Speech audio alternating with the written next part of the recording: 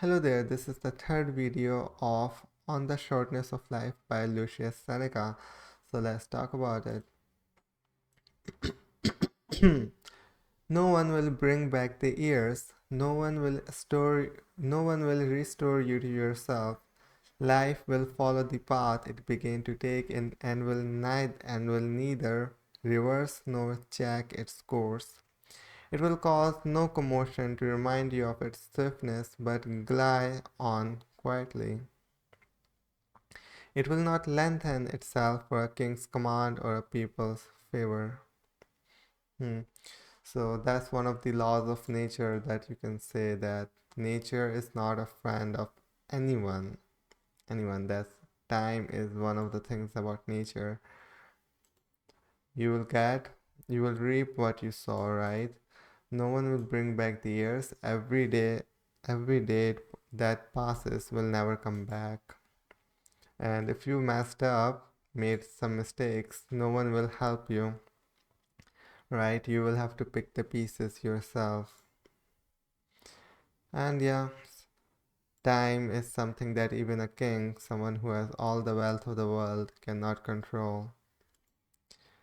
But putting things off is the biggest waste of life. It snatches away each day as it comes and denies us the present by promising the future.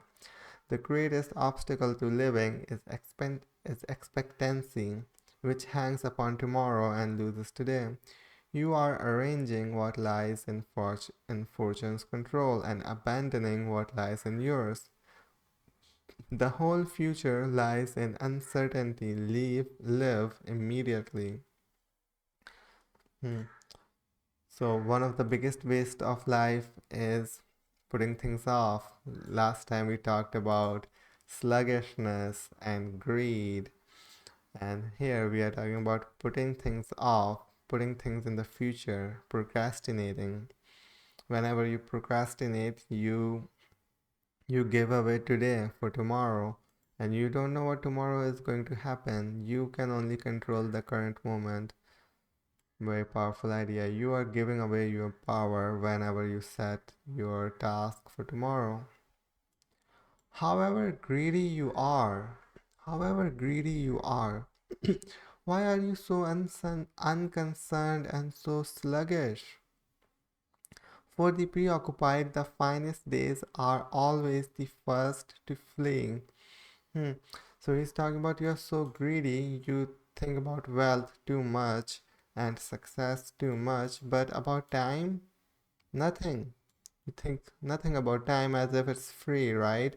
We talked about it. People think time is free, almost something without value because it's intangible. It's intangible and not open to expansion. For the preoccupied, the finest days are always the first to flee. Old age overtakes them while they are still mentally childish, and they face it unprepared and unarmed, for for they have made no provision for it, and stumbling upon it suddenly and unawares, and without realizing that it was approaching day by day. Just as travelers are occupied in conversations or reading a book, and they find they arrived at their destination before they knew it. So it is with this unceasing and extremely fast moving journey of life, which waking or sleeping we make at the same pace, which waking or sleeping, wow, he is saying also sleeping. Because when you sleep, it feels like time passes by very quickly, but that's the same pace. The preoccupied becomes aware of it when it's over. Yeah. So when you are distracted, time moves very fast, right? For example, playing video games, you can play video games and you can look at the clock. 5 hours will already be passed. Now time didn't pass very quickly. You were preoccupied. You were distracted. And he's saying old age overtakes them. People are so distracted in useless things that sooner or later they're gonna get old, and when they get old they will realize made no they have not prepared for it. They don't have any good skills, they can't get a good job, and they can't live a good life. I would find many arguments to prove that the preoccupied find life very short. But Fabianus used to say that we must attack the passions by brute force and not by logic, that the enemy's line must be turned by a strong attack and not by pinpricks. For vices have to be crushed rather than picked at. Now I'm gonna highlight this part. So he's saying that I think this is very common in the internet these days that we want to talk about every negative thing. If you go to YouTube or Google search, is is watching movies bad for our health? For example, are video games bad for our health? Or is junk food bad for our health? That those are the things people talk about. And Seneca, is saying that we must attack the passions by brute force and not by logic. Here, passions are bad things. He's saying use brute force, attack them, not talk about them. Do not talk about them. Those are bad things. Bad things are supposed to be attacked. They are not supposed to be argued at. Very powerful idea. If you want to be successful, attack all the bad things with brute force.